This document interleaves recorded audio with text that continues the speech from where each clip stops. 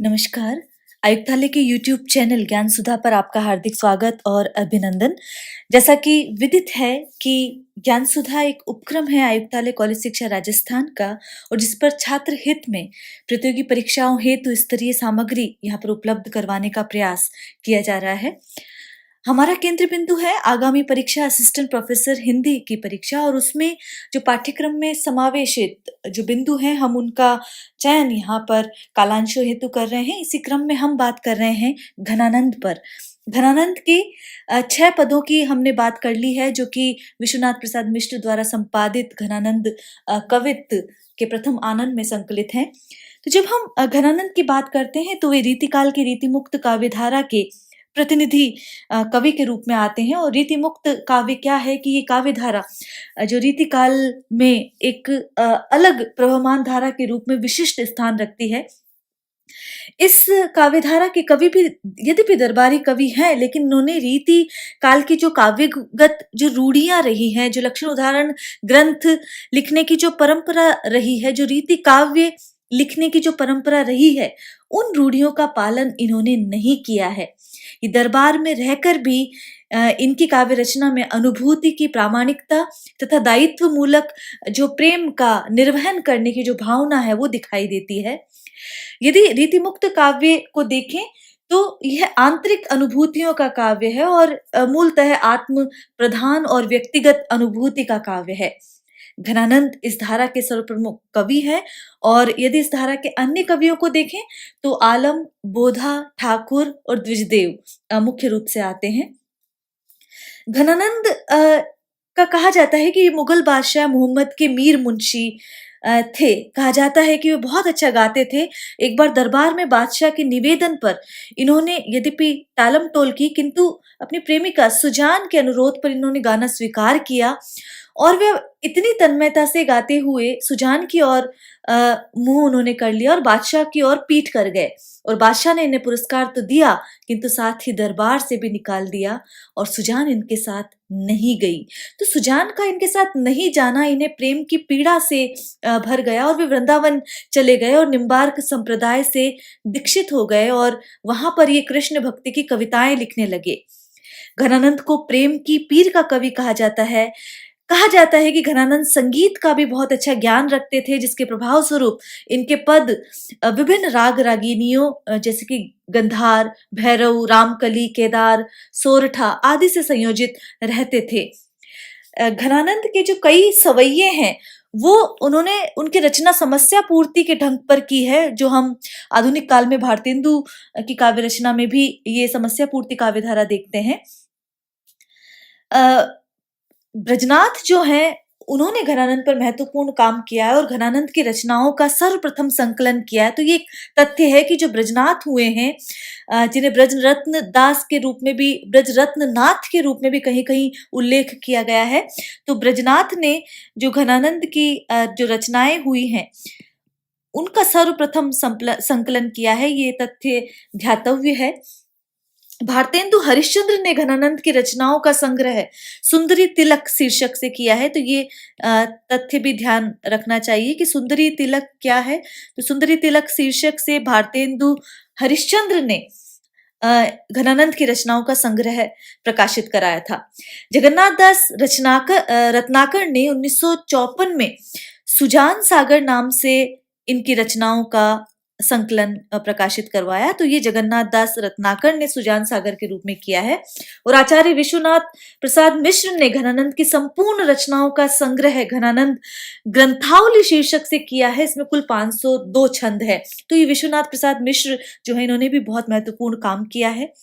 घनानंद के संबंध में बहुत सारी उक्तियां हैं जिनको हम देखेंगे क्योंकि वो प्रतियोगी परीक्षाओं में पूछी गई हैं और उन्हें जानना जरूरी है। इससे पहले इनके ग्रंथ इन्हें प्रामाणिक या प्रामाणिकता के खेमे से बाहर रखा जाए, लेकिन यदि हम देखें तो काशी नागरी प्रचारणी सभा या अन्य जितने भी ऐतिहासिक खोजें हुई है वहां पर जो प्रमुख ग्रंथ सर्वमान्य रूप से मिलते हैं उसमें सुजान हित, सुजान विनोद, विरह लीला, कोकसार, रसकेल्लीवली, इश्कलता, ब्रजविलास, कृपाकंद निबंध, वियोग बेली, जमुना जस, प्रीति पावस और गोकुल गीता प्रमुख है। आचार्य रामचंद्र शुक्ल का ये कथन महत्वपूर्ण है कि प्रेम मार्ग का ऐसा प्रवीण और धीर पथिक तथा जबादानी का ऐसा दावा करने वाला ब्रजभाषा का दूसरा कवि नहीं हुआ। तो ये एक महत्वपूर्ण कथन है। इसी तरह रामधारी सिंह दिनकर ने इनके वियोग को लेकर, इनकी आत्मानुभूति को लेकर बहुत सारी बातें कही है। वो कहते हैं कि वियोग तो घनानंद की पूंजी ठहरा। दिनकर ने यह भी कहा है कि रीति काल की बौद्धिक विरहानुभूति, निष्प्राणता और कुंठा के वातावरण में घनानंद की पीड़ा की टीस सहसा हृदय को चीर देती है और मन सहज ही मान लेता है कि दूसरों के लिए किराए पर आंसू बहाने वालों के बीच यह एक ऐसा कवि है जो सचमुच अपनी पीड़ा में ही रो रहा है। इसीलिए इन्होंने आगे कहा है, वियोग तो घनानंद की पूंजी ठहरा। तो ये जो पूरा कथन है वो ध्यान रखना जरूरी है, क्योंकि ये पूछा गया है कि जो किराए पर आंसू बहाने वालों के बीच यह एक ऐसा कवि है जो सचमुच अपनी पीड़ा में ही रो रहा है। तो ये एक महत्वपूर्ण कथन है। बच्चन सिंह जिन्होंने हिंदी साहित्य का दूसरा इतिहास लिखा है, उसमें वो कहते हैं, घनानंद प्रेम की यातना के कवि हैं। इसीलिए जो ब्रजनाथ ने कहा है कि समुझे कविता घनानंद की, जिन आँखी नेह की पीर तकी। तो प्रेम का ऐसा आवेग न ठाकुर में है न बोधा में है। आवेग की यह प्रखरता सांसारिक नियमों का बांध तोड़ फोड़ देती है। कहीं इसमें बेचैनी, तड़फ और विवलता की प्रलयकारिणी झंझा है, तो कहीं विषाद का गहनतम मौन यानी यातना की चरम परिणति।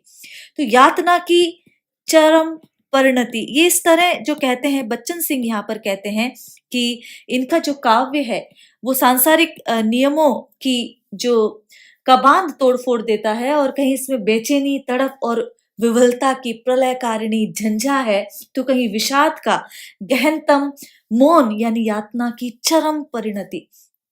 इसी तरह वासुदेव सिंह जो हैं, जिन्होंने भाषा पर बहुत काम किया है, और वो कहते हैं कि घनानंद की भाषा सरल और स्वाभाविक है, जिसमें लक्ष्यार्थ और व्यंग्यार्थ का प्राधान्य है।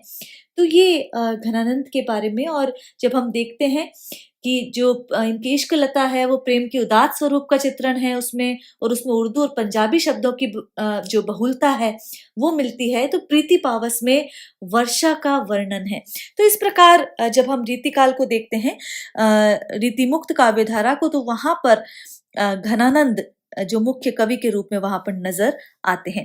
तो जब हम घनानंद को देख रहे हैं, हम कुछ पद इनके पढ़ चुके हैं, और आगे जिन पदों को हम ले रहे हैं जो आपके पाठ्यक्रम में समावेशित हैं, तो उसमें जो 7वां पद है, यदि हम उसे देखें तो वहां पर जो ये कहते हैं घनानंद यहाँ पर जो विरह की बात यहाँ पर कर रहे हैं, और विरह की बात करते हुए यहाँ पर जब कहते हैं कि भय अति निठुर मिटाए पहचान डारी, तो ये किसी प्रेमिका की उक्ति है, जिसमें जो विरह में ये एक तरह से उपालंब वहां पर दे रही है, एक तरह से शिकायत यहाँ पर कर रही है कि और साथ ही जो पत्र या संदेश प्रिय को दिया है उसमें उसकी उदासीनता और विमुखता की बात कर रही है, और अपनी सुमुखता का कथन वो कर रही है, और साथ में ये चेतावनी भी देती है कि दूसरों को दुख देने वाला दुख ही पाता है।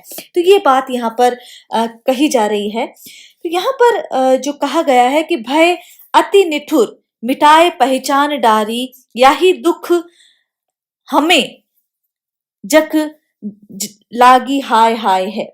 तो यहाँ पर ये कहा जा रहा है कि कोई विरहणी नायिका है जो किसी लोकोक्ति का सहारा यहाँ पर लेती हुई यहाँ पर कह रही है कि हे प्रियतम, तुम तो अत्यंत कठोर हो गए हो। निठुर ही नहीं, निठुर का मतलब यहाँ कठोर से है, और निठुर ही नहीं अत्यंत कठोर हो गए हो।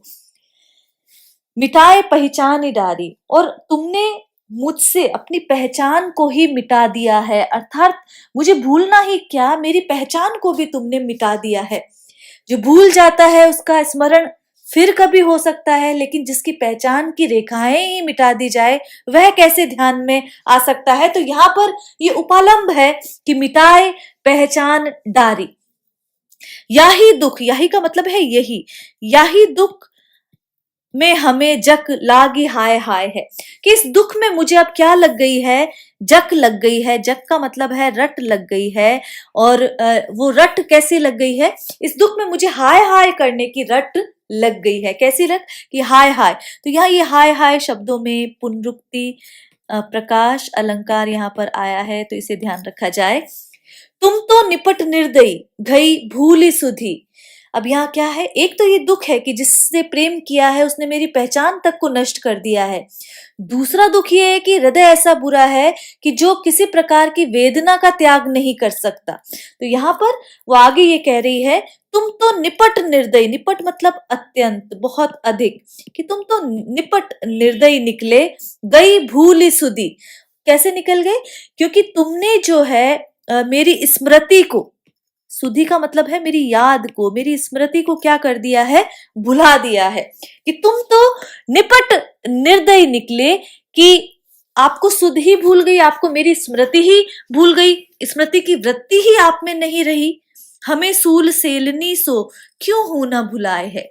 और फिर इधर इससे उलट मेरी स्थिति यह है कि आपकी विरह की वेदना में जो कसक होती है वो किसी भी प्रकार भूलती नहीं, हटती नहीं। किस प्रकार, जिस प्रकार कोई जो कांटा है वो हृदय में चुभता रहता है, उसी प्रकार जो सूल की तरह वो निरंतर जो कष्ट जो है वो मुझे देता रहता है। तो यहाँ पर जो जो सूल चुभने से निरंतर जो दर्द होता है, तो पीड़ा का निरंतर यहाँ पर बताया गया है इस पद में, इस पंक्ति में, कि हमें सूल सेलनी सो क्यों हूं न भुलाए। तो यहाँ पर जो नायिका है वो अपनी सुमुखता का वर्णन कर रही है, अपनी एक निष्ठता की बात कर रही है, और नायक की विमुखता की बात यहाँ पर कर रही है।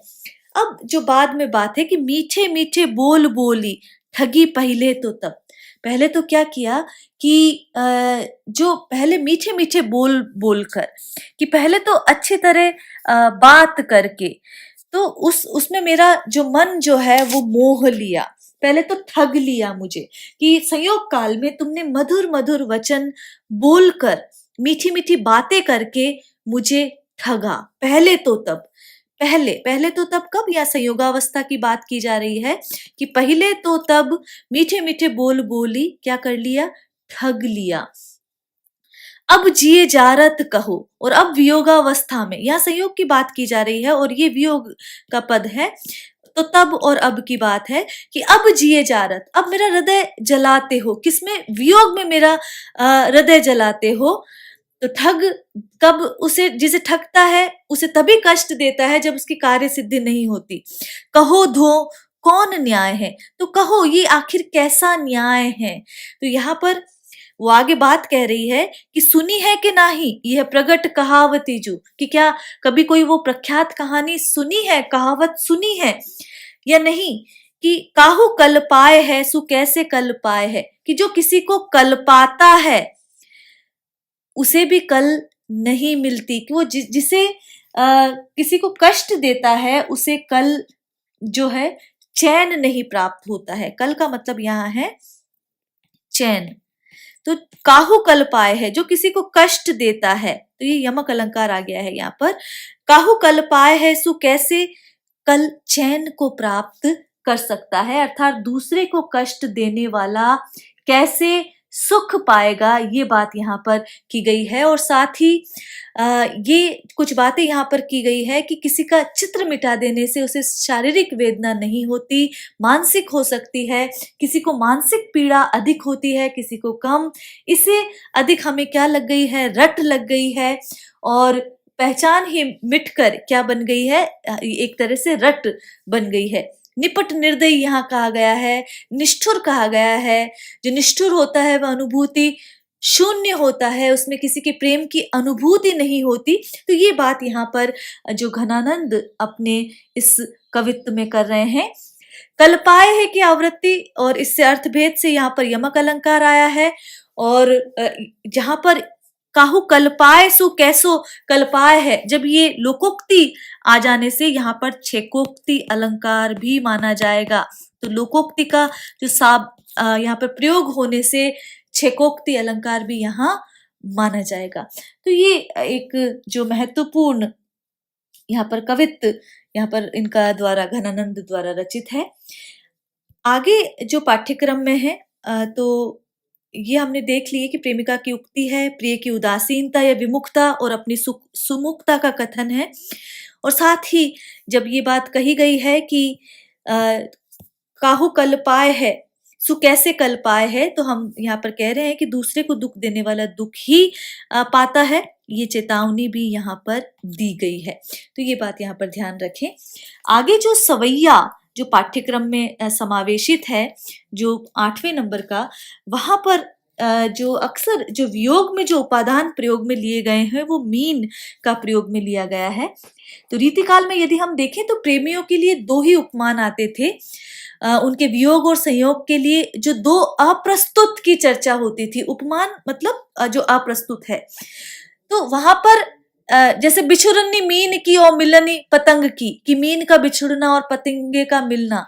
तो मीन पानी से वियुक्त होकर मर जाता है और पतंगा जो है दीपक से मिलने के प्रयत्न में जलकर मर जाता है। तो यहाँ पर मीन के बिछड़ने की चर्चा करते हुए कवि कहता है कि मानव की प्रेम साधना को मीन की प्रेम साधना के समान यहाँ पर माना जाता है कि मीन का बिछुड़ना और पतंगे का मिलना। तो मतलब यहाँ पतंगा जो दीपक से मिलने के प्रयत्न में जल मर जाता है और मीन के बिछुड़ने की चर्चा करते हुए कवि कह रहा है कि मानव की प्रेम साधना को मीन की प्रेम साधना के समान कहना उसको घटाना है। प्रेम में विरह न सेकर मर मिटना ऊंची बात नहीं है। यहाँ पर ये बात बार बार जो है घनानंद कह रहे हैं, और इसीलिए ये कह रहे हैं कि हीन भय जलमीन अधीन, कि जो मछली है वो पानी में रहने पर ही मछली अपना जीवन जो है या अपने प्रेम के निर्वहन में सफल रहती है। हीन भय जलमीन अधीन, कि जब मछली जो है वो जल के अधीन रहती है तभी वो प्रेम के निर्वहन में सफल रहती है। इससे उलट यदि हम देखें तो वह पानी से अलग होते ही मर जाती है, हीन हो जाती है, मर जाती है। और प्रेम निभाने में कहा जाता है कि वो आकुल नहीं रह पाती, बेचैन नहीं रह पाती और मृत्यु को प्राप्त कर जाती। कहा कछु मो अकुलाने समाने, तो वह तो पानी से अलग होते ही मर जाती है, वह मेरे समान प्रेम में आकुल नहीं रहती। यहाँ पर ये बात जो घनानंद कह रहे हैं कि मछली अधीन या विवश हो जाती है, व्याकुल होती है, तो लेकिन क्या मेरी आकुलता की वो समता कर सकती है कि जल से वियुक्त होने पर विवश मीन क्या मेरी आकुलता की कोई समता कर सकती है? तो वहां ये बात घनानंद यहाँ पर कह रहे हैं कि जो मीन का दृष्टांत दिया जाता है उस पर विचार करना चाहिए। और जब मैं यदि उस पर सोचता हूं कि तो जल के घटने पर मीन विवश होकर व्याकुल होता है, हीन भय जल मीन अधीन, तो उसका जल घटने पर या जल से हटा देने पर वो व्याकुल होता है, पर उसके जैसी व्याकुलता जैसी उसे होती है क्या वह थोड़ी भी मेरी आकुलता की बराबर कर सकता है? तो शायद नहीं कर सकता, ऐसा वो कहना चाह रहे हैं। और उसका स्पष्ट कारण है कि नीर स्नेही को लाए कलंक, कि वह मीन जो है अपने प्रिय जल को कलंक लगाकर निराश वह और स्वयं निराश होकर, वह का मतलब है होकर, कायर त्यागत प्राणे, और वह कायर अपने प्राण त्याग देता है। तो लेकिन यहाँ उलट वो कह रहे हैं कि मैं तो निराश होता नहीं और कायरों की भांति प्राणों का भी त्याग नहीं करता, तो मैं क्या करता हूं, वेदना को निरंतर सहता हुआ प्रिय के सुमुख होने की आशा लगाए जीता रहता हूं। तो यहाँ पर ये घनानंद अपनी बात कर रहे हैं और विरह की स्थिति के लिए जो मीन का दृष्टांत दिया जाता है उस पर विचार कर रहे हैं कि जो मछली होती है वो तो जल के घटने पर बेचैन हो जाती है, लेकिन क्या उसकी बेचैनी की तुलना क्या मेरी अकुलाहट से, मेरी बेचैनी से की जा सकती है? वो जो मछली होती है वो तो अपने प्रेमी जो जल है उसको कलंक लगाकर कायर की भांति प्राण त्याग देती है, लेकिन मैं तो निराश नहीं होता और कायरों की भांति प्राणों का भी त्याग नहीं करता। प्रीति की रीति सु क्यों समझे जड़, तो आगे वो कहते हैं कि प्रीति की जो वास्तविक रीति है उसे वह क्या समझे। किसकी बात यहाँ पर की जा रही है? मीन की बात। यद्यपि मीन तो चेतन है, लेकिन चेतन होकर भी जड़ ही है। अगर वो समझती तो वह अपने अचेतन प्रिय के हाथों पढ़ने को प्रमाणित करती। प्रीति की रीति सु क्यों समझे जड़, मीत के यानी परे को प्रमाणे। तो वो तो मछली विरह से वेदना की जरा भी क्षमता नहीं रखती। वो मछली बुद्धिहीन और नासमझ है, इसलिए प्रेम निर्वाह की परंपरा को क्या समझ सकती है, ये बात यहाँ पर कह रहे हैं। मीत के यानी परे को प्रमाणे, तो वह तो जरा सी वियोग व्यथा मिलने पर अपने प्रेमी पानी को छोड़कर उस मर जाती है, अर्थात उसका साथ नहीं देती।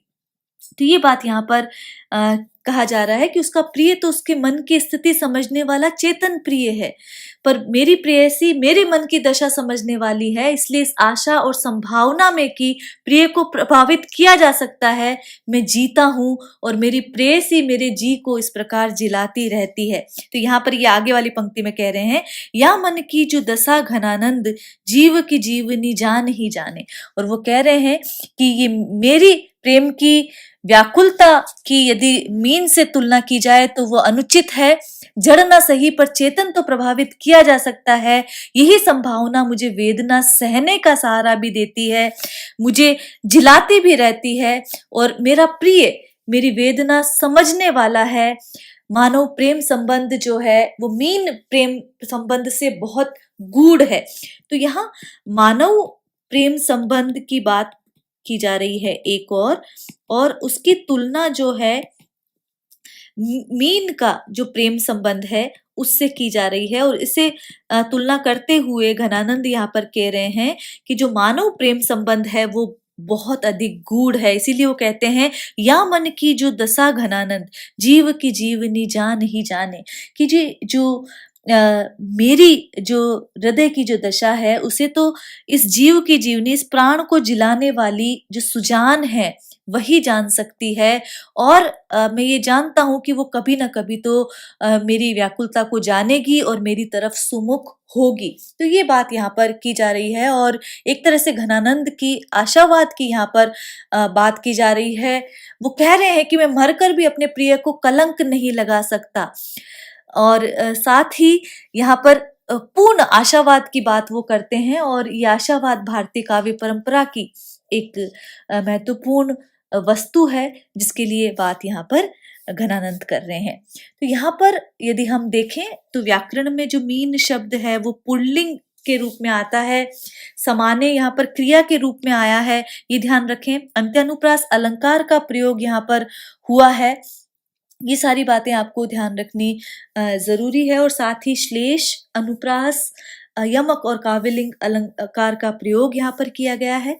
और गे ये पद है। अगला जो पद यदि हम देखें तो वो भी सवैया है। और यहाँ पर बात वो कह रहे हैं कि मीत सुजान अनीत करी जिन, हा हा न हूजिए मोही अमोही, दीठी को और कहूं नहीं ठोर, फिरी द्रग रावरे रूप की दोही। तो यहाँ भी जो प्रिय के प्रति जो उपालंब है वो कोई नायिका यहाँ पर दे रही है। उपालंब का अर्थ होता है शिकायत। तो यहाँ पर घनानंद जो विरह की बात कर रहे हैं वो प्रिय के प्रति उपालंब के लिए कर रहे हैं। और प्रिय के मोहित करने और फिर अमोही हो जाने और जो उसके विश्वासघात करने की बात यहाँ पर करके एक तरह से उल्हाना दे रहे हैं। तो यहाँ पर वो कहते हैं कि मीत सुजान, हे मित्र सुजान, आप मित्र और सुजान होकर जिसके लिए नीति से चलना, न्याय करना ही जगत की रीति है, वो यहाँ पर बात करते हैं कि मेरे साथ अनीति ना करे। मीत सुजान अनीति करो। मित्र की बात होती है कि वो मित्र के साथ चले। तो हे मित्र सुजान, आप मित्र और सुजान होकर मेरे साथ अनीति नहीं करो, अन्याय नहीं करो। हा हा न हूजिए मोही अमोही, मोहित करके तो अमोहित ना हो। तो पहले मुझे मोहित किया, अब मोहित करके निर्मोही ना हो, ये बात वो कहते हैं। अर्थात मेरे साथ अनीति ना करो। हा हा ना हूजिए, अर्थात ये कितनी खेद की बात है, ये यहाँ पर कह रहे हैं। तो ये हा हा जो है खेदजनक एक तरह से अव्यय के रूप में ये शब्द है कि हा हा नहूज ये मोही अमोही, की कितने खेद की बात है। दीठी को और कहूँ नहीं ठोर, फिरी द्रग रावरे रूप की दोही। तो यहाँ पर ये कह रहे हैं कि आपने दर्शन देना भी छोड़ दिया है, पर क्या आप नहीं जानते कि मेरे नेत्रों के लिए, मेरी दृष्टि के लिए और कोई स्थान नहीं है। मेरे नेत्र सिर्फ और सिर्फ आपको खोजते हैं। ये नेत्र केवल आपको ही देखना चाहते हैं। इन नेत्रों में और किसी के लिए स्थान नहीं रह गया है।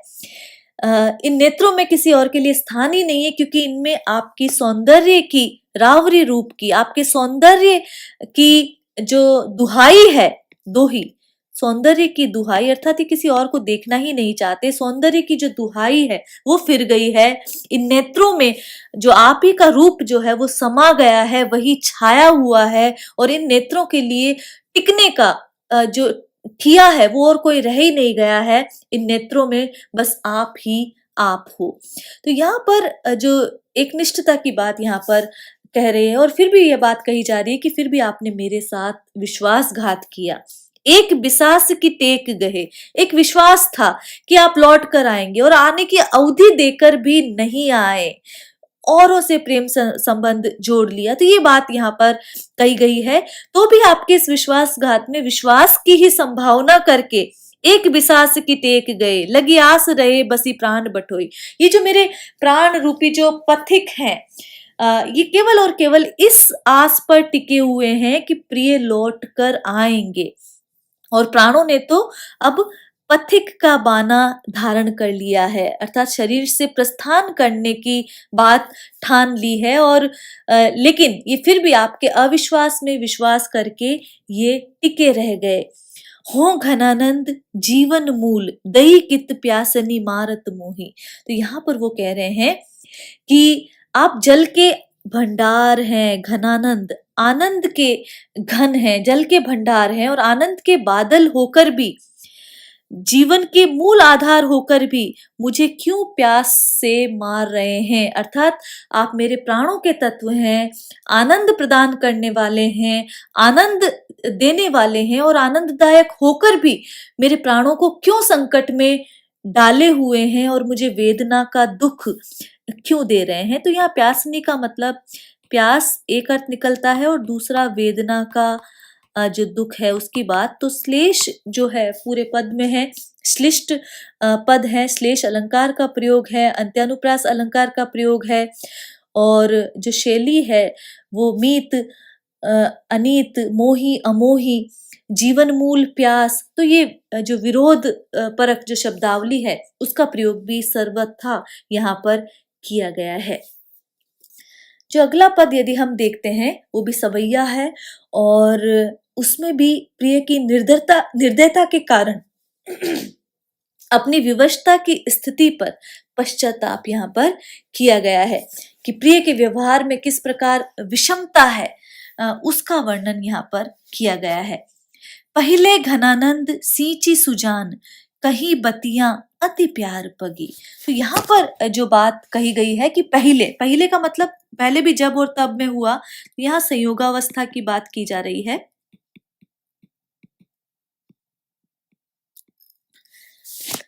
कि पहले जो है प्रिय ने जिसे चतुराई से सींचा था, सींचने में कोई कोर कसर नहीं रखी थी, अति प्यार पगी, और प्यार से पगी हुई जो बातें वहां पर की थी संयोगावस्था में, उसकी बात यहाँ पर की जा रही है कि पहले तो घनानंद जो आनंद के घन हैं, जो परम प्रिय हैं, उन्होंने उस चतुर सुजान ने, पहले तो प्रिय ने चतुराई से सींचा था, सींचने में कोई कोर कसर नहीं रखी थी, और प्यार से पगी ही नहीं अत्यंत पगी हुई बातें की थी। तो यहाँ पर वो बात की जा रही है कि पगी वस्तु में क्या होता है कि मिठाई व्याप्त हो जाती है, और अत्यंत पगने का तात्पर्य यह है कि जो वस्तु का प्रत्येक अंश है उसमें वो रस से परिपूर्ण होगी।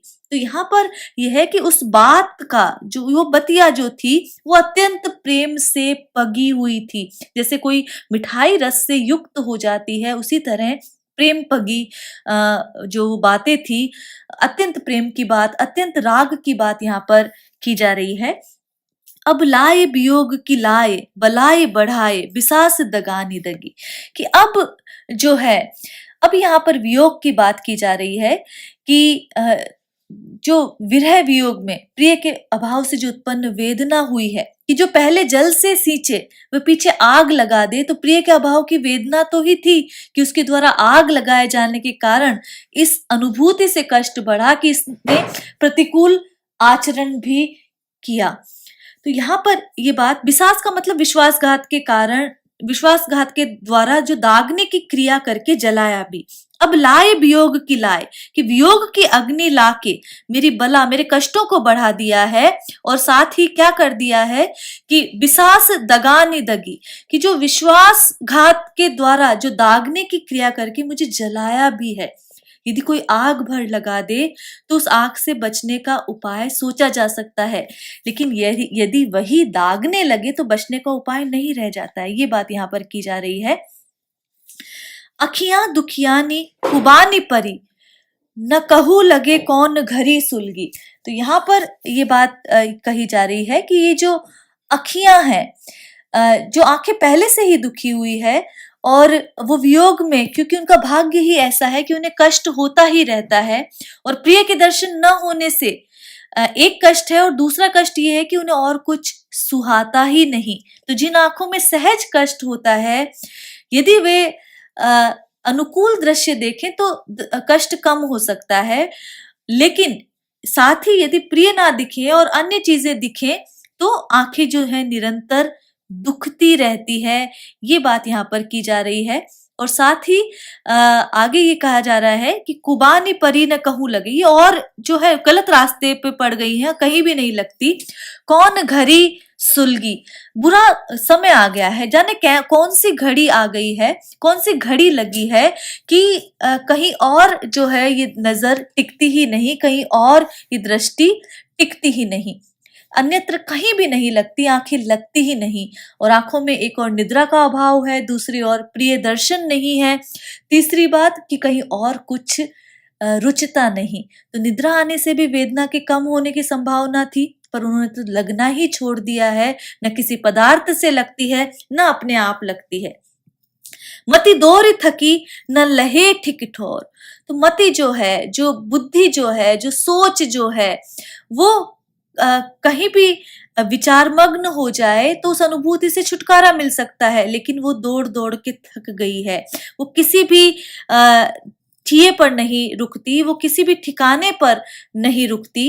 अमोही के मोह मिठा मठगी, और वो क्या हो गई है, केवल और केवल उस निर्मोही के जो विचार में मग्न हो गई है, उस मिठास में वो केवल और केवल उनके वश में हो गई है। मिठा मठगी, वो उनके वश में हो गई है, पूरी तरह उस निर्मोही के वश में वहां पर हो गई है कि उसे और कुछ दिखाई ही नहीं दे रहा है। मिठा में ठगी, तो मोह के मिठास में ठग गई है। अमोही के मोह के मिठास में वो पूरी तरह ठग गई हैं, ठगी गई हैं। ये बात यहाँ पर कह रहे हैं कि जो पूर्व में आनंद स्वरूप थे, उन्होंने ये जो अत्यंत प्रेम पूर्वक बातें पहले की, लेकिन बाद में मुझे ठग लिया। तो यहाँ प्यार पगी और मोह मिठास में जो अन्वय वहां पर किया गया है वो देख सकते हैं। लाए लाए बलाए में लाए, यहाँ पर यदि हम देखें लाए लाए बलाए बढ़ाए, तो यहाँ पर यमक देखा जा सकता है। अमोही और मोह में विरोध यहाँ पर देखा जा सकता है। अखियां न कहूं लगे, इस तरह की ये जो योजना की गई है। वियोग बलाए की लाए यहाँ पर कहा गया है, तो यहाँ पर अंत्यानुप्रास अलंकार है, यमक अलंकार देखा जा सकता है, और जो घनानंद शब्द जहाँ भी आ सकता है वहाँ श्लेष अलंकार भी देखा जा सकता है, अंत्यानुप्रास अलंकार है। तो इस प्रकार नाना अलंकारों की योजना इस पद में की गई है। अगला जो पद है वहां पर इसमें भी बात उपालंब है, एक तरह से शिकायत है, और ये भी प्रेयसी की तरफ से प्रेयस को की गई है। और यहाँ पर एक ओर से तो एक निष्ठता है, लेकिन दूसरी ओर से विमुखता है। वो बात यहाँ पर की जा रही है कि क्यों हंसी हेरी हियरा अरु, क्यों हित के चित चाह बढ़ाई। कि हे मित्र सुजान, आपसे पूछना ये है कि आपने हंसते हुए देखकर मेरे हृदय को हर लिया, चुराया। यही क्यों? आपने हंसते हुए अपने सहज स्वभाव से नहीं देखा था, वरन आपने प्रेम करके मेरे मन में लालसा बढ़ा दी। क्यों हंसी? हेरी, हेरी मतलब देखा, हियरा। इधर इस तरह क्यों देखा? प्रेम पूर्वक क्यों देखा? हेरी का मतलब देखा। और हे मित्र सुजान प्रिय, कि आपने हंसते हुए अपने सहज स्वभाव से नहीं देखा था, वरन प्रेम पूर्वक मुझे देखा था। तो वो क्यों देखा? आपने प्रेम करके मेरे मन में क्या कर दिया? हित के चित चाह बढ़ाई। मेरे मन में प्रेम की जो लालसा है वो बढ़ा दी। केवल हंसते देखकर तो लालसा ही हुई थी, पर आपके द्वारा प्रेम का संकेत भी पाने से, केवल केवल हंसकर देखा ही नहीं, उसे प्रेम पूर्वक निहारा भी। इसीलिए प्रेम पूर्वक निहारने से, प्रेम का संकेत मिलने से वहां पर आपके पाने की संभावना, आपके पाने की लालसा बलवती हो गई। काहे को बाली सुधासने, तो यहाँ पर जो बात काहे को बोली, सुधासने बैननी, चैननी मैननी सैन चढ़ाई। सुधासने अमृत से सने हुए, अमृत से पगे हुए। तो काहे को बोले? ऐसे वचन क्यों बोले जो अमृत से पगे हुए थे? बैननी मतलब बात। तो यहाँ पर जब हम कह रहे हैं बैननी का मतलब है बात, कि काहे को बोली सुधा सने बैननी, कि काहे को अमृत से सने हुए, मतलब क्या है? मीठे बोल, कि अमृत से सने हुए मीठे जो बोल है, वचन है, वो क्यों बोले? पहले वो बोले ही क्यों? कि यदि अमृतमयी वाणी में बात क्यों की, क्यों मुझसे मीठी बातें की? तो एक तरह का उपालंब है। चैननी मैननी सैन चढ़ाई, उन बातों का क्या परिणाम हुआ? कि मैंने क्या कर लिया? कामनाओं की सेना की चढ़ाई। सैन मतलब सेना, कामनाओं, इच्छाओं की जो सेना है वो अपने हृदय में चढ़ा दी। अर्थात यहाँ मैं सुख से कामना के सोपानों पर निरंतर चढ़ती चली गई, अर्थात अनेक प्रकार की जो कामनाएं हैं वो मेरे हृदय में उत्पन्न हो गई। और अब क्या है? अब स्थिति यह है कि विरह सहना पड़ रहा है और उन बीती बातों का स्मरण भी करना पड़ता है। सो सुधी मोहिए में घनानंद, सालती क्यों हूं कढ़े न कढ़ाई। अब वो जो स्मृति है, जब वे सुध आती है तो वो मेरे हृदय में क्या करती है? मोहिए, मेरे हृदय में हे घनानंद वो कसकती है, सालती है, वो मुझे परेशान करती है, वो मुझे बेचैन करती है, मेरे हृदय में कसकती है। और मैं जब प्रयत्न करती हूँ कि वो हृदय, वो पीड़ा जो है दूर हो जाए, परंतु कढ़े ना कढ़ाई, वो निकालना चाहूं, निकालने से भी नहीं निकलती है। तो ये बात यहाँ पर घनानंद कह रहे हैं कि सो सुधी मोहिए में घनानंद, सालती क्यों हूं कढ़े न कढ़ाई। अब वो स्मृति जो है, जो तुमने प्रेम पगी जो बातें की, वो मेरे हृदय में बनी हुई है और वो निरंतर कसकती रहती है, और मैं उसे निकालना चाहूं तो भी वो नहीं निकलती है। मीत सुजान अनीत की पार्टी, इते पे न जानिए कौन पढ़ाई। समझ नहीं आता कि हे जो मित्र सुजान, जो मेरे सब कुछ थे, उसे ये जो अनीति की जो पार्टी है, जो निर्दयता की जो पार्टी है, अन्याय की जो रीति है, पता नहीं किसने उन्हें अन्याय की पार्टी पढ़ा दी है। तो यहाँ पर ये बात की गई है कि जो मेरे प्रिय तो ऐसे नहीं थे, लेकिन जाने किसने वो अन्याय की पार्टी प्रिय को पढ़ा दी है। तो ये बात यहाँ पर घनानंद यहाँ पर कह रहे हैं। यदि जब हम पहले के पद देखते हैं, प्रारंभिक ये जो दो यहाँ पर देख रहे हैं, तो इसमें एक व्यक्ति की लालसा है, दीनता है। फिर यहाँ पर किस प्रकार जो पीड़ा में आक्रांत स्थिति है, यहाँ पर तीसरी जो आहत व्यक्ति की वेदना यहाँ पर बताई गई है इसमें। और फिर वो बात ऐसा अंत में वही कि प्रेमी जो है वो ऐसा कुछ नहीं कर सकता, तो वो वहां पर कह रहे हैं कि कम से कम सुजान तो ऐसा नहीं कर सकते, मित्र ऐसा नहीं करते, इसलिए ये अनीति की ये पट्टी जो जगत में विलक्षण है वो जाने किसने पढ़ाई है। तो ये बात यहाँ पर की जा रही है। जो अगला पद है कि वहां पर जो बात कही जा रही है कि प्रीतम सुजान मेरे हित के निधान, कहो कैसे रहे प्राण जो अनखी अरसाए हो। तो यहाँ पर जो अरसाए की बात की जा रही है वो मिलन की बात की जा रही है, और मिलन में वो किस प्रकार आलस्य करेंगे वो बात यहाँ पर की जा रही है कि प्रीतम सुजान मेरे हित के निधान। प्रीतम मतलब प्रियतम, हित मतलब जो भलापन है वहां पर उसकी बात की जा रही है, हित के या प्रेम की बात की जा रही है। निधान का मतलब है खजाना, तो यहाँ पर ये बात ध्यान रखें। अनखी का मतलब है रूठ कर, तो इसका यदि हम अर्थ करें तो हे प्रियतम सुजान, आप ही मेरे हित के, मेरे भलेपन के कोश हैं, खजाने हैं। कहो तो फिर कहिए, कैसे रहे प्राण जो अनखी अरसाए हो। तो यदि आप ही रूठ कर आने में अरसाए आलस्य करेंगे तो ये मेरे प्राण मेरे शरीर में कैसे रहेंगे, मेरे प्राण कैसे जीते रह सकते हैं। तो प्राणों के जो पोषण के लिए क्या आवश्यकता है, प्राणों के लिए जो पोषण के लिए कोश की आवश्यकता है, खजाने की आवश्यकता है, और वो कौन है, प्रिय हैं। तो यदि वो ही आलस्य करेंगे मिलने में, तो वहां पर फिर वो प्राण जीवित कैसे रह पाएंगे। तुम तो उदार दीनहीन आनी परियो द्वार, कि ये दीनहीन जो प्राण है वो आपके द्वार पर आके खड़े हो गए हैं, और मैं जानती हूँ कि तुम तो उदार हो, यहाँ पर सब पर दया करने वाले हैं। तो यहाँ पर ये दीनहीन आप ही के द्वार पर आकर पड़े हैं, प्राण की बात यहाँ पर की जा रही है। आप उदार भी हैं, मेरे कोश के अतिरिक्त अपने पास से भी दीनताहीनता का विचार करके कुछ देने की शक्ति रखते हैं। तो ये बात यहाँ पर कह रहे हैं। यदि ये कहें कि मुझे पता नहीं तो भी ठीक नहीं, सुनिए पुकार याही को लो तरसाए हो। तो आप इसके इन प्राणों की जो पुकार है, जो ये पुकार कर रहे हैं, आप उस पुकार को सुन लें, यही निवेदन है कि इन्हें क्यों तरसा रहे हैं। तो ये प्राणों की जो बात है, प्राणों की तुलना यहाँ चातक पक्षी से की गई है।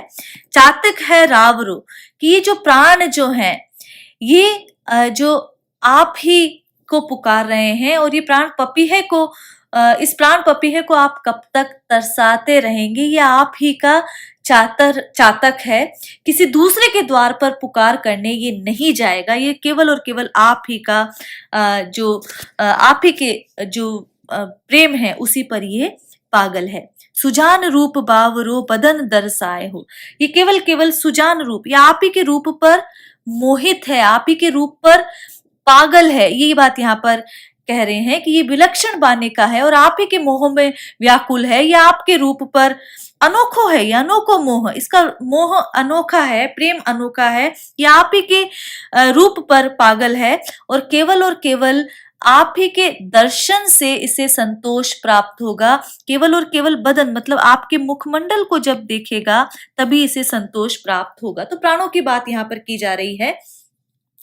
बिरह नसाए दया ही में बसाए, आय हाय कब आनंद को घन बरसाए हो। तो यहाँ पर बिरह नसाए, कि जाने वह समय कब आएगा कि आप हृदय से दया करेंगे, इसके विरह रूपी जो ताप का नाश करेंगे, हृदय में दया रखेंगे, और आनंद को घन बरसाइयो, कि आनंद के घन की वृष्टि करेंगे, अर्थात इसे आनंदित करेंगे। केवल दर्शन ही नहीं देंगे, वरन इसकी जो दर्शन की जो लालसा है उसको भी शांत करके जो प्रेम की वृष्टि वहां पर करेंगे। ये बात यहाँ पर की जा रही है कि हे प्रिय, आप प्रियतम है, सबसे अधिक प्रिय है, आपके अतिरिक्त और नहीं जो इसके प्रेम की परितृप्ति कर सके। ये बात यहाँ पर की जा रही है। और कोलो यहाँ पर जब भी कहा जा रहा है तो वो यहाँ पर व्यंजना की जा रही है कि कब तक यहाँ पर कहा जाएगा, जब कोलो कि कब तक तरसाओगे। तो यहाँ पर एक तरह से व्यंजना की बात यहाँ पर की जा रही है, और साथ ही इसमें रहस्यात्मक संकेत भी किया जा सकता है। और सुजान और आनंद को घन श्लिष्ट पद है, जहां पर यदि हम देखें सुजान और आनंद को घन जो शब्द आ जाते हैं तो वहां पर श्लिष्ट पद हर कवित्व में लगभग आ जाएगा। सुजान शब्द कृष्ण के लिए सगुण कृष्ण भक्ति में बहुत अधिक प्रचलित है। अंत्यानुप्रास अलंकार की छटा देख सकते हैं। तो ये जो कुछ सवैये थे, कुछ कवित्त थे, हमने देखे। 12 तक के क्रमिक अध्ययन हमने कर लिया है। ब्रजभाषा है कविता की, इनकी भाषा कविताई की, और इनके कवैये सवैयों के अंत में यदि हम देखें तो जो पूर्ति के रूप में देखा जा सकता है कि हाय कब घनानंद को घन बरसाए हो। तो ये देखा जा सकता है, और जब हम इनके पद पढ़ते हैं तो ये सहज ही स्पष्ट हो जाता है कि घनानंद प्रेम की यातना के कवि हैं, और ब्रजनाथ की वो पंक्ति ठीक जान पड़ती है कि समुझे कविता घनानंद की, ही आँखिन नेह की पीर तकी। तो आज के लिए इतना ही। आगे के पद जो 25 तक आपके समावेशित हैं पाठ्यक्रम में, उनका अध्ययन हम जारी रखेंगे। आज के लिए इतना ही। नमस्कार।